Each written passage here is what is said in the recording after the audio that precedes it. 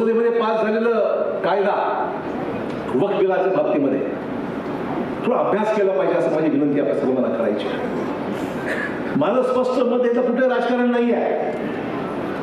वक्फच्या जमिनी नोटिफाईड आहेत, त्यात हा काय प्रश्नच उद्भवत नाही. आणि पंतप्रधानांनी, गृहमंत्र्यांनी, केंद्रीय अल्पसंख्याक मंत्र्यांनी स्पष्ट केलेलं आहे की कुठल्याही धर्माला हात घालायची भूमिका नाहीये, कुठल्याही धर्म पण डिस्टर्ब करण्याची भूमिका नाहीये.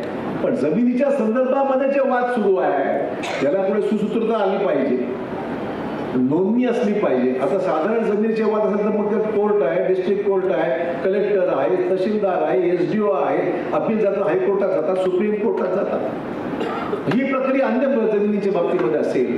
इथे सुद्धा अशा काही जमिनी वादग्रस्त करून ठेवलेल्या आहेत ज्या कदाचित असतील किंवा नसतील वक्फ बोर्डामध्ये. ही तपासणी करणं काय चुकीचं आहे? बरेच विषय आहेत. परवा आमची आमदारांची, खासदारांची आणि सर्व आमच्या प्रदेशच्या पदाधिकाऱ्यांच्या मुंबईत बैठक झाली, सर्व डिटेलमध्ये. तिथे म्हणजे युट्यूबमध्ये जा तुम्ही.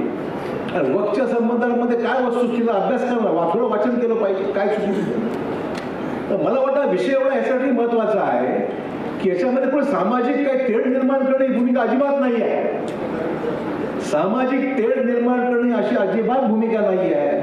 परंतु बाहेर जे वापर केला जातो की हिंदू विरुद्ध मुस्लिम अशाच प्रकारचा प्रयत्न हा केंद्र सरकार करतोय आणि म्हणून हा कायदा आणला, काही तथ्य नाही असं माझं व्यक्तिगत मत आहे. म्हणून मुद्दा मी असं सांगतोय, हा विषय घाबरण्याचा विषय नाहीये, समजून घेण्याचा विषय आहे.